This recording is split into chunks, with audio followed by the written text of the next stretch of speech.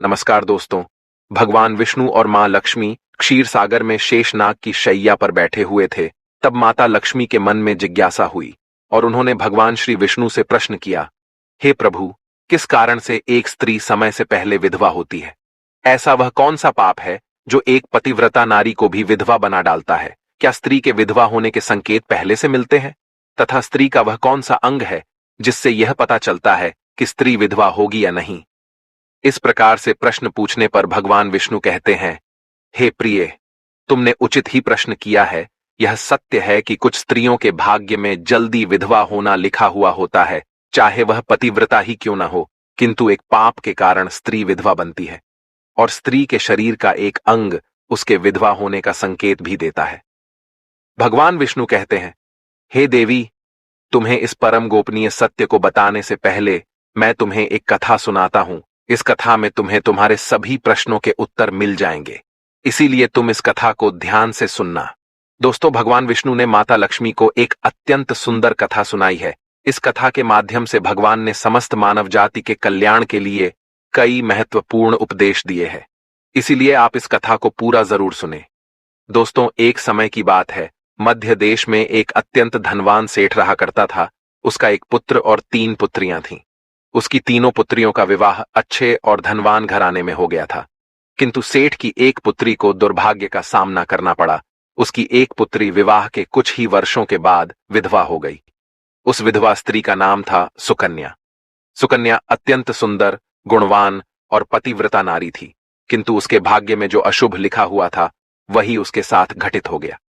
सुकन्या के पति ने विवाह के समय केवल सुकन्या का सुंदर रूप और उसके पिता की धन संपत्ति देखी थी, जिस कारण से उसे भी जल्दी ही शरीर का त्याग करना पड़ा। बचपन से ही सुकन्या के शरीर के अंगों पर उसके विधवा होने के लक्षण दिखाई दे रहे थे, लेकिन किसी ने उस पर ध्यान नहीं दिया था। सुकन्या के पिछले जन्म के कर्मों के कारण उसे इस जन्म में विधवा होना पड़ा था। भगवान विष्णु कहते हैं, हे देवी, अब मैं तुम्हें सुकन्या के पूर्व जन्म की कहानी सुनाता हूं, उसे तुम ध्यान से सुनो। सुकन्या का पिछले जन्म में एक ब्राह्मण के घर पर जन्म हुआ था। उसका नाम था कलावती। वह ब्राह्मण राजा को अत्यंत प्रिय था, जिस कारण से ब्राह्मण का घर धन धान्य से भरा हुआ था। उसके पास बहुत सारी धन संपत्ति थी, जिससे ब्राह्मण बहुत ही उन्मत्त और गर्विष्ठ बन गया था। वह ब्राह्मण अपनी पुत्री कलावती से बहुत प्रेम करता था, क्योंकि वह उसकी एकलौती पुत्री थी। उसके पिता उसकी हर इच्छा को पूर्ण करते थे। उसे कभी किसी चीज की कमी नहीं पड़ने दी। कलावती ने अपने जीवन में कभी दुख नहीं देखा था और उसे अपनी सुंदरता पर भी अत्यधिक घमंड था। फिर जब कलावती जवान हुई तो उसके पिता ने उसका विवाह करने का सोचा, लेकिन उसकी एक शर्त थी कि जो भी कलावती से विवाह करेगा वह उसके साथ उसके पिता के घर में रहेगा, अर्थात घर जमाई बनकर रहेगा। ब्राह्मण ने अपने सभी रिश्तेदारों को यह बात बता दी और चारों तरफ यह बात फैल गई। कई विद्वान और ज्ञानी पंडित कलावती के घर पर उसे देखने के लिए आ गए, लेकिन कलावती ने किसी को भी पसंद नहीं किया। कलावती ने कई विद्वान ब्राह्मणों को अपमानित करके घर से बाहर निकाल दिया। फिर एक दिन एक अत्यंत सुंदर ब्राह्मण भिक्षा मांगने के लिए कलावती के घर पर आया, जिसे देखकर कलावती उस पर मोहित हो गई और अपने पिता से कहने लगी कि वह उसी भिखारी ब्राह्मण से विवाह करेगी। यह सुनकर कलावती के पिता ने भी स्वीकृति दे दी और उस भिक्षुक ब्राह्मण को कलावती से विवाह करने के लिए पूछा, तो उस भिक्षुक ब्राह्मण ने भी हां कर दिया और फिर कलावती और उस ब्राह्मण का विवाह संपन्न हुआ। कलावती विवाह के समय बहुत प्रसन्न थी। उसे उसका मनपसंद जोड़ीदार मिल चुका था। विवाह के बाद कुछ दिनों तक कलावती अपने पति के साथ बड़े प्रेम से रहने लगी और उसकी सेवा करने लगी। लेकिन कुछ ही दिन बीतने के बाद कलावती ने अपना असली रंग दिखाना शुरू कर दिया। कलावती अपने पति को नौकर की तरह समझने लगी। उसकी आज्ञा का पालन करने की जगह पर उसे ही आज्ञा देने लगी। कलावती अपने पति को भी उसके नाम से बुलाने लगी। खुद अपने पति के पैर दबाना छोड़कर अपने पति से ही खुद के पैर दबाने लगी। कलावती स्वेच्छाचारिणी थी। वह पति को बिना बताए ही घर से बाहर चली जाती। कभी पति की कोई बात नहीं मानती थी। पति से पहले ही भोजन करती थी। किसी भी धार्मिक कार्य में पति के साथ नहीं बैठती थी और अकेले ही मौज करती थी। अपनी पत्नी के ऐसे व्यवहार को देखकर कलावती का पति बहुत दुखी रहने लगा।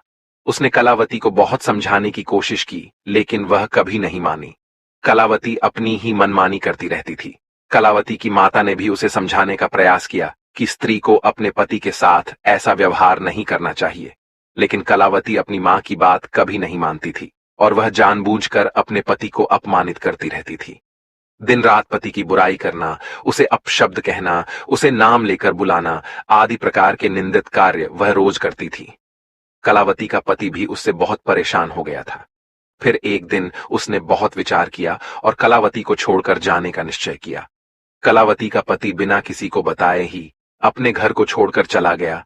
उसने कलावती का त्याग कर दिया और वन में जाकर तपस्या करने लगा, क्योंकि शास्त्र यही कहते हैं कि बुद्धिमान मनुष्य को दुष्ट और स्वेच्छाचारिणी पत्नी का त्याग कर देना चाहिए। कलावती का पति वन में जाकर तपस्या करने लगा। कलावती ने भी अपने पति को खोजने की कोशिश नहीं की और बड़े मौज से अपने ही घर में रहने लगी। कलावती की माता ने उसे बहुत समझाया कि वह अपने पति से विनती करके उसे वापस घर पर लेकर आए, लेकिन कलावती कहती, जाने दो मां, वैसे भी मेरा भिखमंगा पति किसी काम का नहीं है। उससे विवाह करके मैंने उस पर उपकार ही किया था, लेकिन वह मूर्ख मुझे ही छोड़कर चला गया है।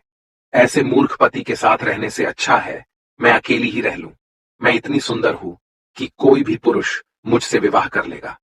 कलावती की ऐसी बातें सुनकर उसकी मां भी दुखी रहने लगी। उधर कलावती का पति ध्यान मग्न होकर तपस्या करने लगा और सांसारिक बंधनों से मुक्त होकर ईश्वर की भक्ति में लगा रहा।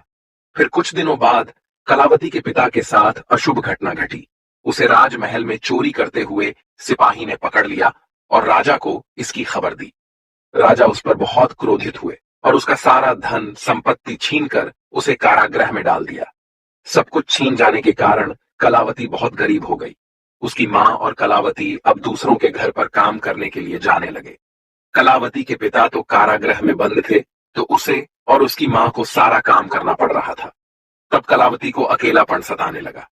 घर में कोई पुरुष नहीं था, इसीलिए उनकी रक्षा के लिए भी कोई नहीं था। अब कलावती को अपने पति की याद आने लगी, लेकिन कलावती का पति तो वन में सन्यासी बनकर बैठा था। फिर कलावती अपने पति को ढूंढने के लिए वन में चली गई, लेकिन उसे उसका पति कहीं पर भी नहीं मिला। वह वन में हर तरफ घूमने लगी, लेकिन उसे उसका पति नहीं मिला।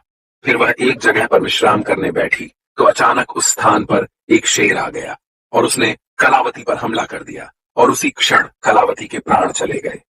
मृत्यु के बाद दो यमदूत कलावती को घसीटते हुए यमलोक ले गए। यमलोक में जब कलावती यमराज के सामने जा पहुंची तो यमराज ने उसके पाप और पुण्य का मूल्यांकन किया। यमराज कहने लगे, यह तो अत्यंत पापी स्त्री है। इसने कभी अपने पति का सम्मान नहीं किया। इसने बार बार केवल अपने पति का अपमान ही किया है। यह उसका नाम लेकर बुलाती थी और अपने पति के साथ नौकर की तरह व्यवहार करती थी।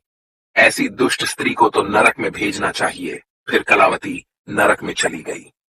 अनेक वर्षों तक नरक में सजा भुगतने के बाद कलावती को अपने पूर्व जन्म के कर्मों का प्रायश्चित करने के लिए फिर से मनुष्य जन्म प्राप्त हुआ। जो पाप कलावती ने किए थे, उसी पाप के कारण कलावती के शरीर पर विधवा होने के लक्षण प्रकट हुए थे। भगवान विष्णु कहते हैं, हे देवी, अब मैं तुम्हें उन चिन्हों के बारे में बताता हूँ जिस स्त्री के अंग पर ऐसे चिन्ह प्रकट होते हैं, वह स्त्री समय से पहले विधवा होती है। भगवान विष्णु कहते हैं, हे देवी, मध्यमाया दीर्घाया भार्या हानिर्विनिर्दिशत अनामिकाया भवेद्यस्य तत्वेद्या परदारगम विधवा विपुलस्यात् संपाशने शुभाधारी पुष्पाशने सुदुर्भगा। इस श्लोक में भगवान विष्णु ने विधवा स्त्री के लक्षण बताए हैं। यदि किसी स्त्री को पैर पसीने से रहित हो, उस पर नसें दिखाई न देती हो, उसके पैर चिकने तथा गोल हो, तो वह स्त्री सुख भोगने वाली तथा ऐश्वर्यशालिनी होती है। यदि स्त्री के पैर का अंगूठा गोल मांसल हो, तो वह स्त्री पतिव्रता एवं ऐश्वर्यशालिनी होती है। यदि स्त्री के पैर के अंगूठे पर नसें दिखाई देती हो, तो वह दुर्भाग्य से युक्त व्यभिचारिणी होती है। बहुत छोटे अंगूठों वाली स्त्री क्लेश करने वाली और दुख भोगने वाली होती है। अंगूठा यदि छोटा हो तो यह स्त्री गर्भधारण क्षमता में दुर्बल होती है। यदि किसी स्त्री के पैर की तर्जनी उंगली अंगूठे से भी बड़ी हो, तो वह स्वच्छंद कामचारिणी अर्थात अनेक पुरुषों से संबंध बनाने वाली होती है। यदि किसी स्त्री के पैर की उंगलियां परस्पर मिली हुई हो, एक दूसरे के नजदीक हो, उंगलियां गोल एवं सीधी हो और नाखून पतले एवं छोटे हैं, तो वह ऐश्वर्यशालिनी होती है और ससुराल में सुख भोगती है। अब मैं विधवा स्त्री के पैर के लक्षण बताता हूँ। यदि किसी स्त्री के पैर का अंगूठा बहुत बड़ा हो और आगे से गोल हो, उसके नाखून टेढ़े मेढ़े हो, अंगूठे पर नसें दिखाई देती हो, तो उस स्त्री के विधवा होने के योग बनते हैं। यदि स्त्रियों की एड़ियां बहुत बड़ी हो तो वो मृत्यु पर्यंत दुख भोगने वाली होती है, और यदि स्त्री के पैर मांस रहित हो, के भाग्य को नष्ट कर देती है। यदि किसी स्त्री के पैर की वाक्यों की तुलना में बहुत छोटी हो, जिन्हें तय करने वाली और घर के वातावरण को असहनीय देने के लिए होती है। यदि किसी स्त्री के पैर की ज्यादा लंबी हो और विवाह के लिए अयोग्य होती है, जो स्त्री चलते समय पैर पटकते हुए चलती हो और भगवान विष्णु कहते हैं के कारण सुकन्या से पहला विधवा पिछले जन्म के कर्म के कारण ही स्त्री के होने के योग बनता है।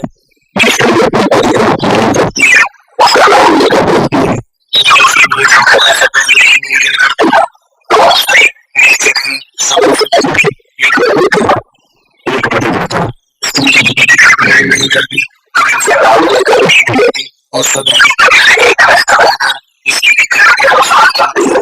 उस स्त्री की कभी दुर्गति नहीं होती और वह मृत्यु के पश्चात लोक की प्राप्त करती है। तो दोस्तों, इस प्रकार से भगवान विष्णु ने